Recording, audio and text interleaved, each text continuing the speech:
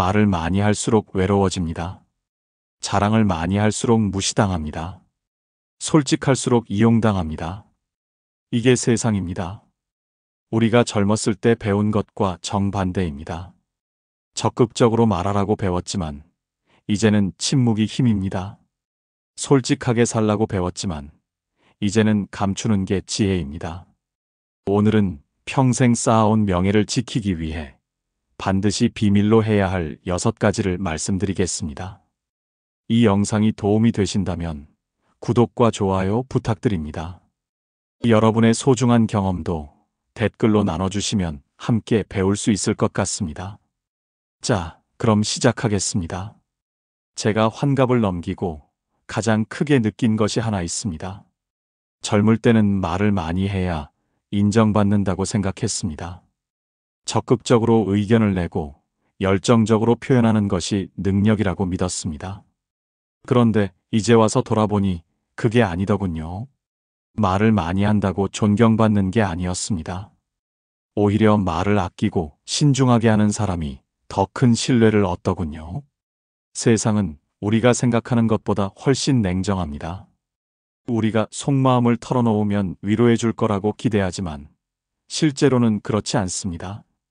처음에는 걱정하는 척하지만 시간이 지나면 그게 우리의 약점이 되고 맙니다. 첫 번째, 가장 위험한 것부터 말씀드리겠습니다. 바로 돈 이야기입니다. 제 또래 친구 중에 김 사장이라는 분이 계십니다. 평생 성실하게 사셔서 제법 재산을 모으셨습니다. 아파트 몇 채와 상가도 있고 주식도 좀 하셔서 여유롭게 사십니다. 문제는 이분이 모임에 나오실 때마다 그 이야기를 하신다는 겁니다. 요즘 부동산 시장이 어떻고 자기 건물 월세가 정확히 얼마 들어오고 주식 계좌에 얼마가 있고 친구들이 물어보지도 않았는데 자세히 말씀하셨습니다. 처음에는 친구들이 대단하다고 추켜 세워줬습니다. 그런데 한 달쯤 지나자 분위기가 이상해졌습니다. 어느 날 한 친구가 따로 만나자고 했습니다. 사업 자금 5천만 원만 빌려달라고 했습니다. 김 사장님은 난처했지만 친구 사이라 거절하기 어려웠습니다. 일주일 뒤에는 다른 친구가 투자 제안을 들고 왔습니다. 알고 보니 본인이 손해보는 부동산을 떠넘기려는 것이었습니다. 또 다른 친구는 보증을 서달라고 했습니다. 밥을 먹으러 가면 누구도 지갑을 꺼내지 않았습니다. 당연하다는 듯이 김 사장님이 계산하기를 기다렸습니다. 김 사장님이 화장실 간 사이에 친구들끼리 수군거리는 소리를 들으셨답니다. 김 사장은 돈 많으니까 이 정도야 아무것도 아니지. 그 순간 깨달으셨답니다. 친구들이 자기를 사람으로 보는 게 아니라 지갑으로 본다는 것을요. 더 충격적인 일은 석 달 뒤에 일어났습니다. 김 사장님 집으로 전화가 왔습니다. 검찰청이라는 사람이 아들이 사고를 쳤다며 5천만 원을 요구했습니다. 보이스피싱이었습니다. 다행히 은행 직원이 말려서 피해는 없었습니다. 그런데 더 소름 끼치는 건 그 다음이었습니다. 범인이 김 사장님의 재산 상황을 너무 자세히 알고 있었습니다. 몇 억이 있고 어느 은행 어느 지점을 쓰고 상가 월세가 정확히 얼마 들어오는지까지. 경찰 조사에서 밝혀진 사실이 충격적이었습니다. 모임에 함께 다니던 지인 중 한 명이 그 정보를 흘렸던 겁니다. 김 사장님이 모임에서 계속 재산 이야기를 하니까 누군가 그걸 다른 곳에 또 이야기했고 그게 또 퍼지고 결국 범죄자들 귀에까지 들어간 겁니다. 지금 김 사장님은 그 모임에 나가지 않습니다. 전화도 잘 받지 않으십니다. 30년 지기 친구들이었는데 모두 잃으셨습니다. 여러분, 이런 일이 내일 당장 여러분에게도 일어날 수 있습니다. 제가 아는 또 다른 분은 더 비극적입니다. 형제 3분이 계셨는데 아버지가 돌아가시기 2년 전부터 상속 이야기를 자주 하셨습니다. 큰 집은 큰아들한테, 작은 아파트는 둘째한테, 현금은 막내한테 미리미리 정리해서 형제들이 싸우지 않게 하려는 배려였습니다. 그런데 결과는 정반대였습니다. 큰아들은 자기가 맞으니까 더 받아야 한다고 주장했습니다. 둘째는 아버지 병수발을 자기가 했는데 보상이 너무 적다고 불만이었습니다. 막내는 현금 가치가 부동산보다 떨어진다며 형들을 원망했습니다. 아버지가 살아계실 때부터 형제들이 서로 눈치를 보기 시작했습니다. 명절 때 모이면 분위기가 얼어붙었습니다. 아버지가 돌아가신 후에는 상황이 더 악화됐습니다.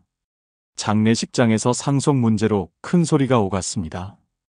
결국 법정까지 갔습니다. 변호사 비용만 수천만 원이 들었습니다. 재판은 2년이 걸렸습니다. 지금 그 세 형제는 서로 연락도 안 합니다. 큰아들 결혼식에 둘째, 막내가 오지 않았습니다.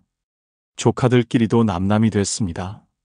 아버지의 선한 의도가 가족을 완전히 파괴한 겁니다. 조카들은 서로를 남처럼 지나칩니다. 한 집안이 세 집안으로 갈라졌습니다. 돈 이야기 절대 함부로 하지 마십시오. 반대로 돈이 없는 경우도 마찬가지입니다. 경제적으로 어렵다는 이야기를 하는 순간 사람들이 당신을 보는 시선이 달라집니다. 제 고등학교 동창 중에 박형이라는 친구가 있었습니다.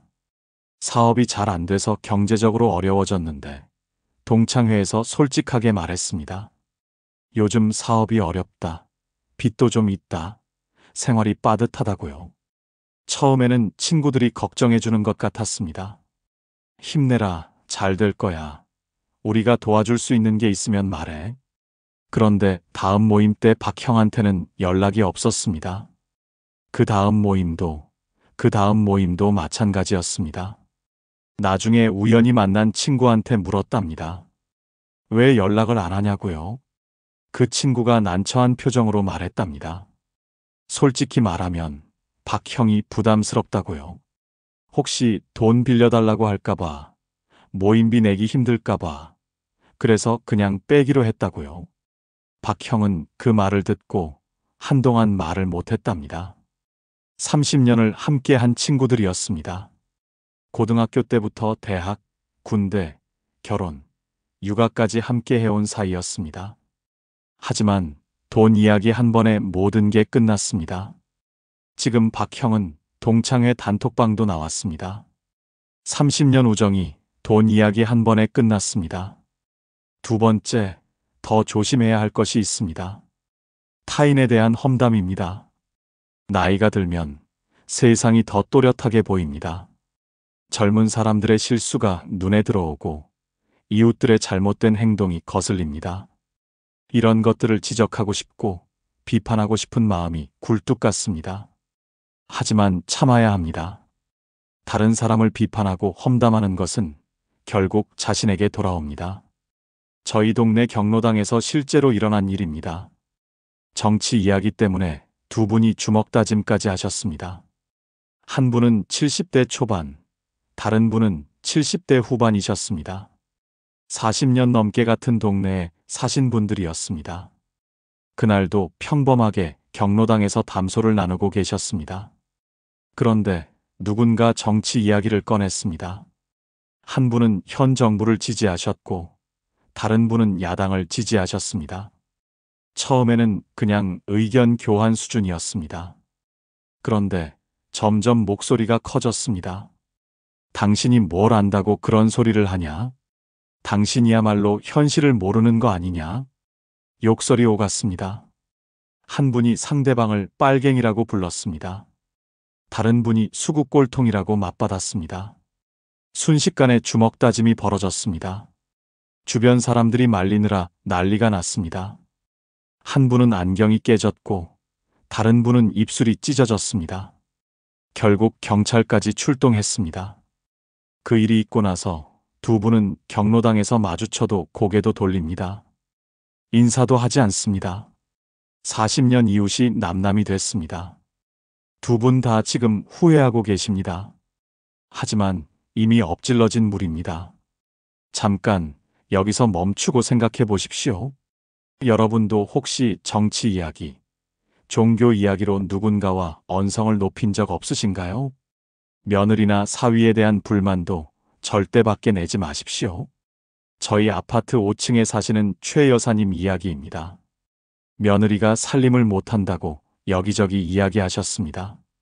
슈퍼 가서도 경로당 가서도 아는 사람만 보면 그 이야기였습니다. 우리 며느리는 밥도 제대로 못한다. 청소도 안 한다. 맨날 배달 음식만 시켜 먹는다. 애들 숙제도 안 봐준다.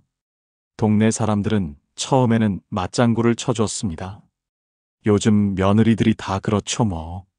그런데 그 이야기가 돌고 돌아서 며느리 친구 귀에 들어갔습니다. 그 친구가 며느리한테 말했습니다. 시어머니가 동네방네 당신 욕하고 다니신대요. 며느리가 얼마나 충격을 받았겠습니까? 그날 저녁 남편한테 울면서 이야기했답니다. 남편이 어머니한테 전화했습니다. 어머니, 아내가 많이 상처받았어요. 제발 밖에서 그런 이야기 하지 마세요. 최 여사님은 변명하셨습니다. 사실을 말한 건데 뭐가 문제냐고, 며느리가 잘못한 거 아니냐고.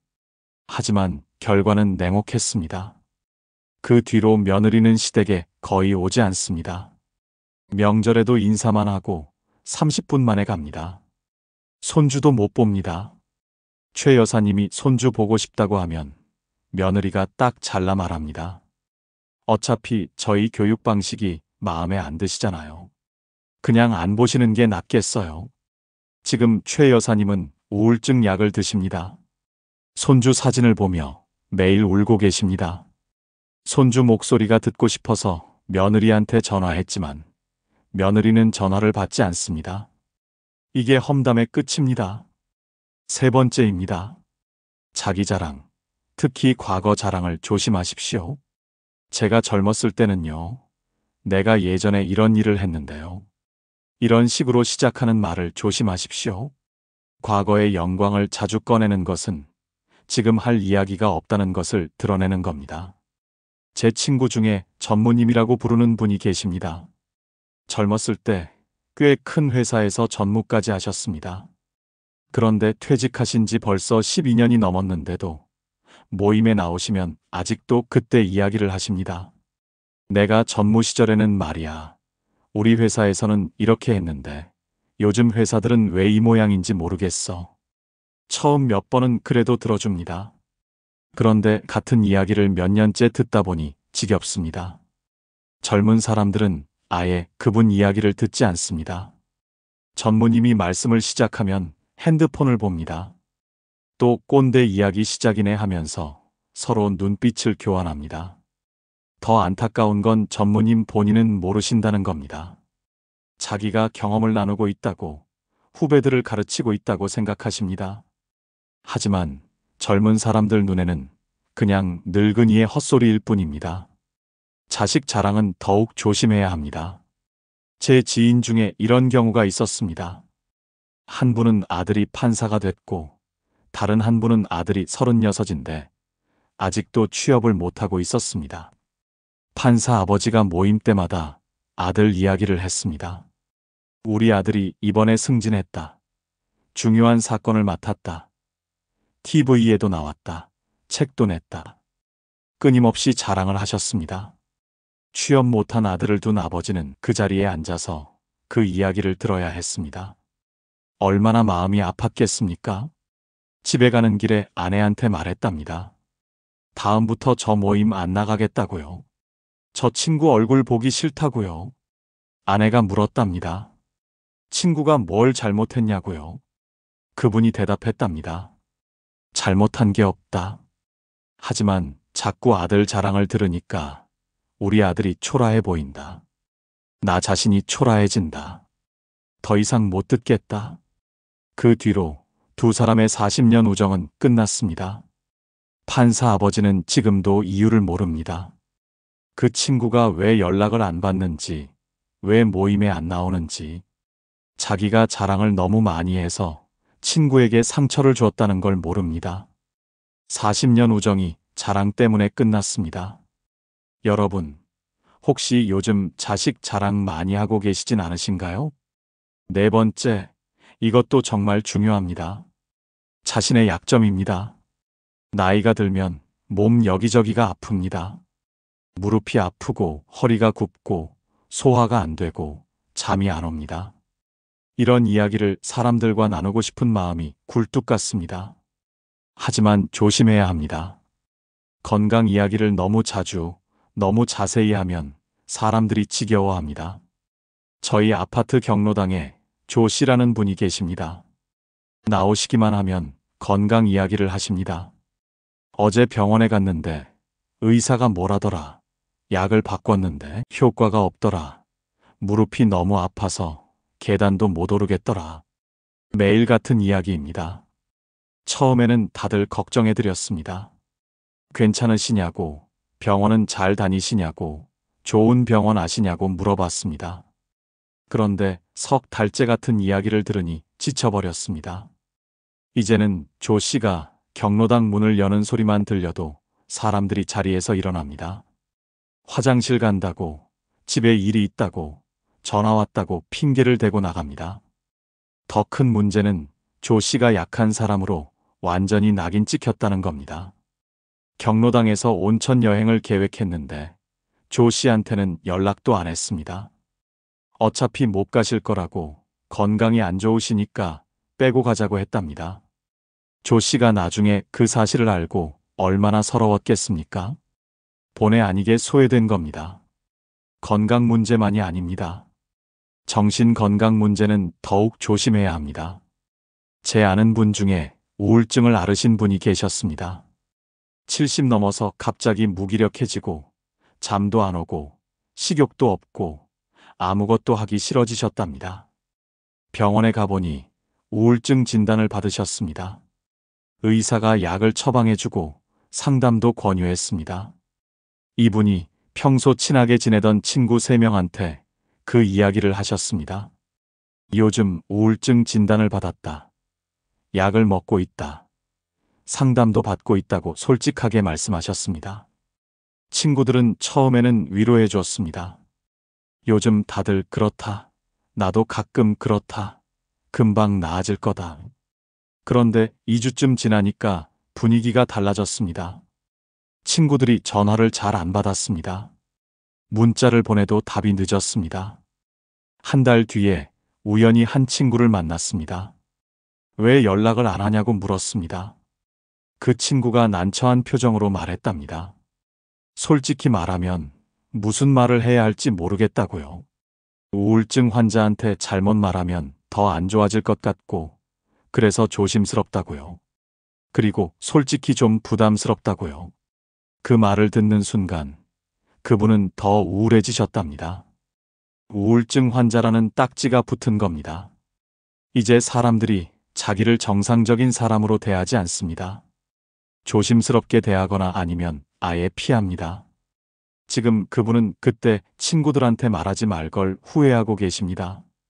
우울증은 나았지만 친구는 돌아오지 않았습니다. 약점을 드러내는 순간 당신은 약자가 됩니다. 5번째입니다. 자신의 목표와 계획을 함부로 말하지 마십시오. 세상에서 가장 위험한 것이 해보지도 않은 사람의 조언입니다. 조용히 준비하고 결과로 보여주십시오. 6번째, 마지막입니다. 이것이 가장 중요합니다. 가족 문제를 절대 밖에 내지 마십시오. 한번 밖으로 나간 말은 돌고 돌아 가족을 파괴합니다. 제가 아는 분의 이야기입니다. 박 사장님 아들이 45세에 회사에서 해고를 당했습니다. 20년을 다닌 회사였습니다. 구조조정이었습니다. 아들의 잘못이 아니었습니다. 하지만 45세에 재취업이 쉽지 않았습니다. 게다가 대학생 자녀가 2이나 있었습니다. 박 사장님은 걱정이 태산이었습니다. 그래서 친구들을 만날 때마다 하소연을 했습니다. 우리 아들이 회사에서 잘렸다. 요즘 경기가 안 좋아서 구조조정 당했다. 이 나이에 재취업이 쉽지 않을 것 같다. 어떻게 하면 좋겠냐? 친구들은 위로해 줬습니다. 요즘 다들 그렇다. 곧 좋은 데 구하게 될 거다. 능력 있으니까 걱정 마. 그런데 그 이야기가 빠르게 퍼졌습니다. 동네 사람들이 알게 됐고, 아들 친구들 부모들도 알게 됐고, 심지어 아들이 다니던 회사 사람들까지 소문을 들었습니다. 업계가 좁으니까 금방 퍼진 겁니다. 3개월 뒤에 아들이 이력서를 넣기 시작했습니다. 그런데 이상했습니다. 서류 전형은 통과하는데 면접에서 계속 떨어졌습니다. 10군데를 넣어도 마찬가지였습니다. 나중에 한 면접관이 귀띔을 해줬답니다. 솔직히 말하면 이미 소문이 다 퍼졌다고요. 전 회사에서 잘렸다는 소문이 돌고 그게 구조조정 때문인지 아니면 본인 문제인지 확실하지 않다고요. 그래서 회사에서 뽑기를 꺼린다고요. 아들은 그 말을 듣고 충격을 받았습니다. 집에 와서 아버지한테 따졌습니다. 아버지, 왜 제 이야기를 받게 하셨어요? 제 인생을 망치셨어요. 박 사장님은 그제야 깨달았습니다. 본인의 입이 아들의 재취업을 막고 있었다는 것을요. 결국 아들은 1년 반 만에 겨우 재취업에 성공했습니다. 하지만 연봉은 전보다 훨씬 낮아졌습니다. 아들은 지금도 아버지를 원망합니다. 아버지가 그냥 입 다물고 계셨으면 6개월 안에 재취업했을 거라고 생각합니다. 손주 교육 문제도 조심해야 합니다. 제 친구 한 분이 손주 교육 방식에 불만이 많으셨습니다. 며느리가 손주한테 스마트폰을 너무 많이 준다. 공부는 안 시키고 놀기만 한다. 학원도 안 보낸다. 이런 불만을 주변 사람들한테 자주 말씀하셨습니다. 경로당에서도 동네 사람들한테도 친구들한테도 말씀하셨습니다. 우리 며느리는 애를 이렇게 키운다. 내가 봐도 문제다. 나중에 애가 어떻게 되려나. 그런데 그 이야기가 돌고 돌아서 며느리 친정어머니 귀에 들어갔습니다. 친정어머니가 며느리한테 전화했습니다. 시어머니가 동네방네 내 욕하고 다니신데 너 괜찮니? 며느리가 남편한테 울면서 말했습니다. 당신 어머니가 나를 무시하신다. 내가 엄마 자격이 없다고 생각하신다. 남편이 어머니한테 전화했습니다. 어머니, 아내가 많이 힘들어합니다. 우리 아이 교육은 우리가 알아서 할 테니 제발 간섭하지 마세요. 그리고 밖에서 그런 이야기 절대 하지 마세요. 그 친구는 억울해하셨습니다. 사실을 말한 건데 뭐가 문제냐. 손주 걱정해서 한 말인데 왜 그러냐? 하지만 결과는 냉혹했습니다.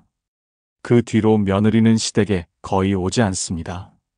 명절에도 인사만 하고 1시간 만에 갑니다. 손주를 보여주지 않습니다.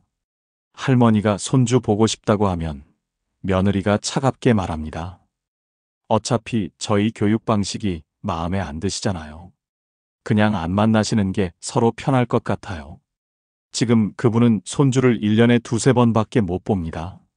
생일날, 설날, 추석 때 잠깐씩입니다. 손주 사진을 보며 매일 한숨을 쉬십니다. 이게 바로 가족 문제를 밖에 말한 대가입니다. 여러분, 지금이라도 늦지 않았습니다. 여기까지 6가지를 말씀드렸습니다. 돈, 험담, 자랑, 약점, 목표, 가족 문제입니다. 이 6가지만 조심해도 여러분의 노후는 완전히 달라집니다. 저도 과거에 많은 실수를 했습니다. 말 때문에 관계를 잃은 적도 있습니다. 하지만 침묵으로 후회한 적은 단 한 번도 없습니다. 여러분도 돌아보십시오. 인생에서 후회되는 일의 대부분이 말과 관련되어 있지 않습니까? 제 친구 한 분은 이런 말씀을 하셨습니다. 나이 들어서 가장 큰 지혜는 입 다무는 것을 배우는 거라고요. 정말 맞는 말입니다.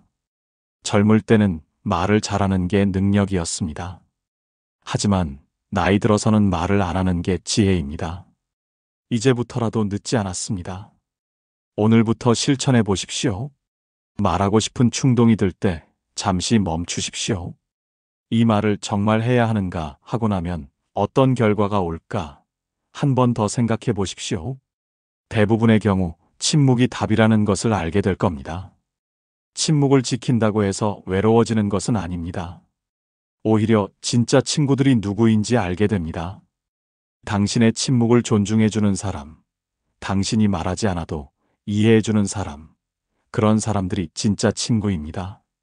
그런 친구 한두 명이면 충분합니다.